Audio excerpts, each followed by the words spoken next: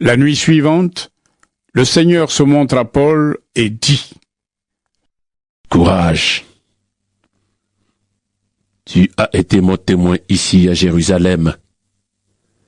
Il faut aussi que tu sois mon témoin à Rome. Le jour suivant, certains Juifs se réunissent en secret. Ils jurent devant Dieu : Nous ne mangerons rien et nous ne boirons rien avant de tuer Paul. Ceux qui ont juré cela sont plus de 40. Ils vont voir les chefs des prêtres et les anciens, et ils leur disent : Voici ce que nous avons juré devant Dieu. Nous ne prendrons aucune nourriture avant de tuer Paul. Maintenant donc, les autres membres du tribunal doivent nous accompagner chez le commandant romain, et vous lui demanderez de faire venir Paul devant vous. Vous direz que vous voulez étudier son affaire de façon plus exacte. De notre côté, nous sommes prêts à le tuer avant qu'il arrive ici. Mais un neveu de Paul, le fils de sa sœur, entend parler de ce piège. Il va à la caserne, il entre et prévient Paul. Alors Paul appelle un des officiers et lui dit : Conduis ce jeune homme chez le commandant. Il a quelque chose à lui annoncer.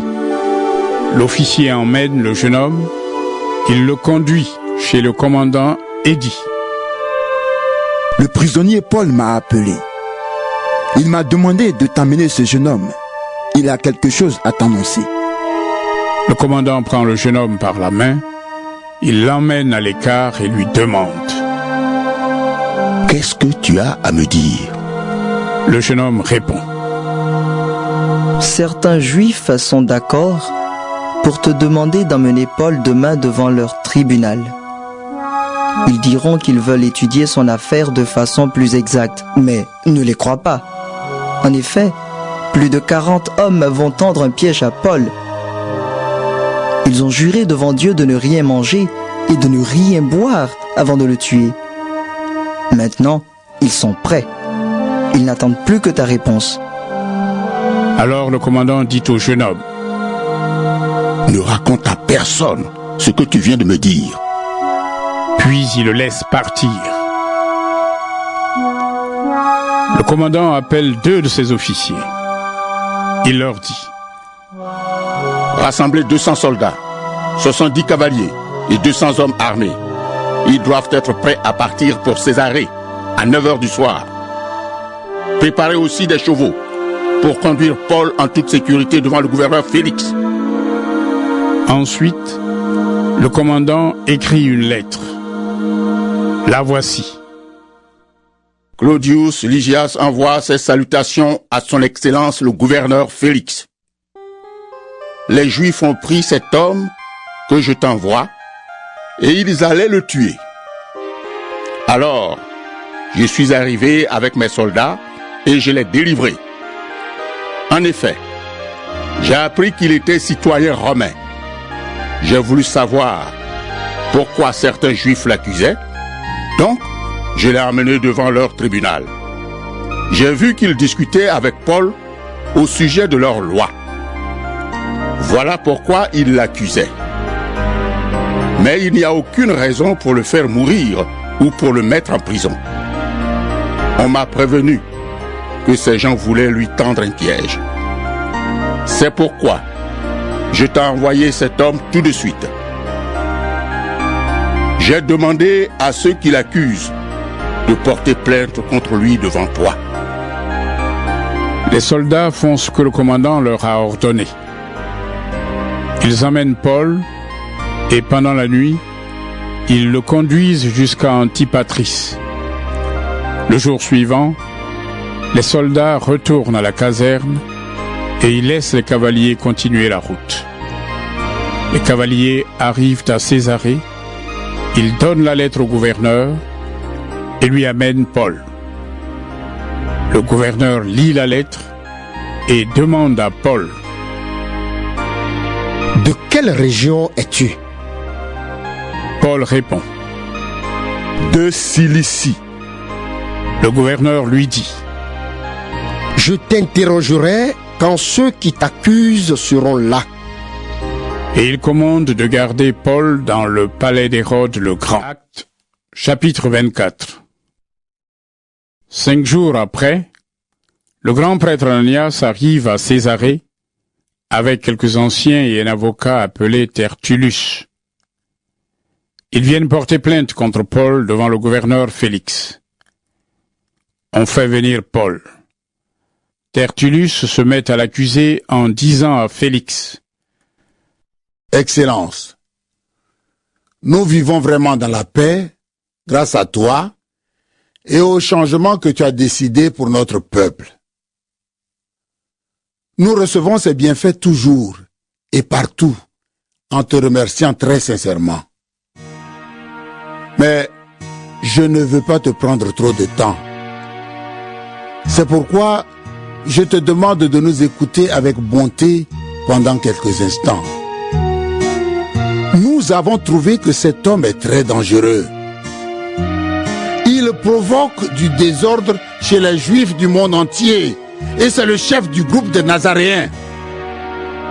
Il a même essayé de faire certaines choses montrant qu'il ne respecte pas notre temple sacré et nous l'avons arrêté. Interroge cet homme. Ainsi, tu pourras voir toi-même que toutes nos accusations contre lui sont vraies. Les Juifs sont d'accord avec Tertullus et ils disent: Oui, c'est exact. Le gouverneur fait signe à Paul de parler. Paul prend la parole. Je le sais, tu es le juge de notre peuple depuis de nombreuses années. Donc, je suis plein de confiance pour me défendre devant toi. Tu peux le vérifier toi-même. Il y a tout juste 12 jours, je suis arrivé à Jérusalem pour adorer Dieu. Et nulle part, on ne m'a trouvé en train de discuter avec quelqu'un ou d'exciter la foule. Ni dans le temple, ni dans la maison de prière, ni dans la ville. Tout ce que ces gens disent maintenant contre moi, ils ne peuvent pas le prouver. Mais je peux affirmer ceci devant toi. Je sers le Dieu de nos ancêtres en suivant le chemin du Seigneur. Pour eux, ce chemin est faux. Mais moi, je crois tout ce qui est écrit dans les livres de la loi et des prophètes. Il y a quelque chose que j'espère. Et ceux qui m'accusent ont aussi cet espoir. C'est que Dieu relèvera les morts, les mauvais comme les bons. C'est pourquoi j'essaie de me conduire correctement devant Dieu et devant les hommes. Après de nombreuses années, je suis revenu à Jérusalem pour apporter de l'argent à mon peuple et des offrandes à Dieu. J'étais donc dans le temple et c'est là qu'ils m'ont trouvé. Je venais de faire la cérémonie de purification. Il n'y avait pas de foule avec moi. Il n'y avait aucun désordre. Mais quelques frères juifs de la province d'Asie étaient là. S'ils ont quelque chose contre moi, ils devraient être là devant toi pour m'accuser. Ou bien, quand on m'a conduit devant leur tribunal, est-ce que les gens d'ici ont découvert que j'étais coupable? Dans ce cas, ils doivent le dire.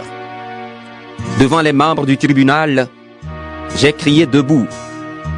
J'ai l'espoir que Dieu relèvera les morts. Est-ce à cause de cette seule phrase qu'on me juge devant vous? Félix est bien renseigné sur le chemin du Seigneur. Il renvoie le jugement à plus tard en disant aux Juifs: Je jugerai votre affaire quand le commandant Lysias viendra. Il donne cet ordre à l'officier. Garde Paul en prison, mais sans l'attacher. N'empêche pas ses amis de lui rendre des services. Quelques jours plus tard, Félix arrive avec sa femme Drusille, qui est juive. Il envoie chercher Paul et il l'écoute parler de la foi en Jésus-Christ. Paul se met à expliquer comment vivre pour plaire à Dieu, comment être maître de soi. Il dit aussi que Dieu va juger tout le monde, Alors, Félix a peur et dit à Paul, « Maintenant, assez pour aujourd'hui. Quand j'aurai le temps, je te rappellerai. » Le gouverneur Félix espère aussi que Paul va lui donner de l'argent. C'est pourquoi il le fait venir assez souvent pour parler avec lui. Au bout de 2 ans, Félix est remplacé par Porcius Festus, mais comme il veut faire plaisir aux Juifs, il laisse Paul en prison. Chapitre 25. Depuis 3 jours, Festus est arrivé dans la province. Il fait alors le voyage de Césarée à Jérusalem. Là, les chefs des prêtres et les notables juifs se présentent devant lui et ils portent plainte contre Paul. Ils insistent et demandent à Festus. « Nous t'en prions, fais venir Paul à Jérusalem. » En effet, certains juifs veulent tendre un piège à Paul et le tuer sur la route. Mais Festus leur répond. Paul est encore en prison à Césarée, et moi-même je vais bientôt repartir. Vos chefs n'ont qu'à venir avec moi à Césarée. Si cet homme a fait quelque chose de mal, ils l'accuseront. Festus passe seulement 8 à 10 jours à Jérusalem, puis il retourne à Césarée. Le jour suivant, il siège au tribunal et commande de faire venir Paul. Celui-ci arrive. Les chefs juifs qui sont venus de Jérusalem l'entourent et l'accusent de nombreuses fautes graves. Mais ils ne peuvent rien prouver. Paul se défend en disant : « Je n'ai rien fait de mal, ni contre la loi de mon peuple, ni contre le temple, ni contre l'empereur. » Festus veut faire plaisir aux chefs qui sont là et il demande à Paul : « Est-ce que tu veux aller à Jérusalem ? Là-bas, on te jugera devant moi pour cette affaire. » Paul répond : « Je suis devant le tribunal de l'empereur, et c'est là qu'on doit me juger. Je n'ai rien fait de mal contre le peuple juif, tu le sais très bien toi-même. Si je suis coupable, et si j'ai fait quelque chose qui mérite la mort, je ne refuse pas de mourir. Mais s'il n'y a rien de vrai dans ce qu'ils disent contre moi, alors personne n'a le droit de me livrer à eux. Je fais appel à l'empereur. » Festus parle avec ses conseillers. Ensuite, il dit à Paul : « Tu as fait appel à l'empereur. Tu iras donc devant l'empereur. » Quelques jours plus tard, le roi Agrippa et Bérénice, sa sœur, arrivent à Césarée pour saluer Festus. Ils restent là plusieurs jours, et Festus explique l'affaire de Paul au roi. Il lui dit : « Il y a ici un homme que Félix a laissé en prison. Quand je suis allé à Jérusalem, les chefs des prêtres et les anciens des Juifs sont venus porter plainte contre lui et ils m'ont demandé de le condamner. Je leur ai répondu, les Romains n'ont pas l'habitude de livrer quelqu'un de cette façon. L'accusé doit d'abord rencontrer ceux qui l'accusent et il doit pouvoir se défendre contre leurs accusations. Donc, les chefs religieux sont venus ici avec moi et sans retard, le jour suivant, je me suis assis au tribunal et j'ai commandé de faire venir cet homme. Ces accusateurs sont arrivés. Je pensais qu'ils allaient lui reprocher certaines choses graves, mais non. Ils se sont disputés avec lui au sujet de leur religion et d'un certain Jésus. Cet homme est mort, mais Paul dit qu'il est vivant. Je ne savais pas quelle décision prendre. Alors j'ai demandé à Paul s'il voulait aller à Jérusalem. Là-bas, on le jugerait pour cette affaire. Mais il a fait appel. En effet, il veut que l'empereur le juge. J'ai donc commandé de le garder en prison pour le moment. Ensuite, je l'enverrai devant l'empereur. Agrippa dit à Festus : « Moi aussi je voudrais bien entendre cet homme. » Festus lui répond : « Tu l'entendras demain. » Le jour suivant,